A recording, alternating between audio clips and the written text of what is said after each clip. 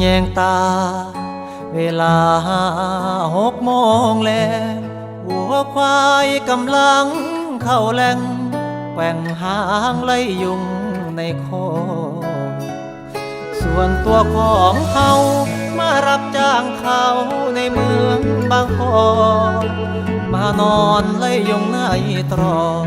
ขายแห้งสู้แบบวันต่อวันป่านนี้บ้านเฮากินข้าวแลงห่วมพามวนใจจำปนปลาเข็งแม่ไข่ลวกยอดทักใส่ข้างป่ามาเดินกินข้าวเสียงยายเท่าเอิญเอาลูกหลานแต่เฮาหลายปีที่ผ่านนิ่งไล่ความฝันต่อไปพ่อแม่ที่รอข้าวกินบ่พอมุมแลงจึงเร่เข้ามาขายแห้งโง่มานำเตอสิเลยนี่ท้อก็สอก็แห้งจันจอบนเที่ยวมาไล่ทบดอกทบต้นสิหาเอาใส่ทางเดียวเฮ็ดได้ก็คือขายแห้งตาเว้นแยงตาคือทอดทุ่งนาบ้านเฮาหลับตาเห็นผู้สาวเก่าได้ข่าวว่าใกล้วันแต่งดีใจน้ำเพิ่น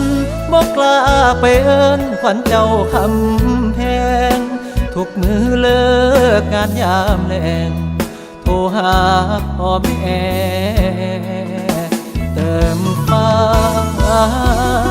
น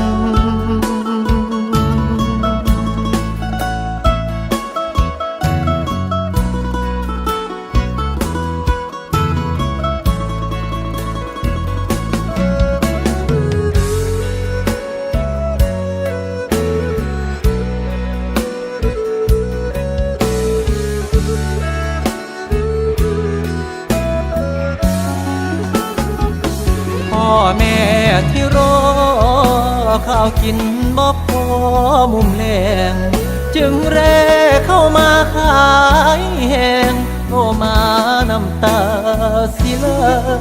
ยนี่ท้อก็สอก็แห้งจันจอพันเที่ยวมาไล่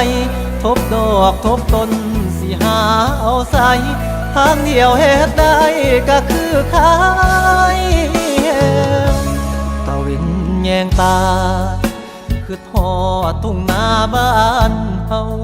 หลับตาเห็นผู้สาวเก่าได้ข่าวว่าไกลวันแต่ง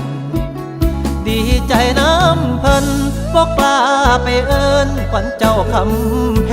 งทุกมือเลิกงานยามแลงโทรหาพ่อแม่เติมฝัน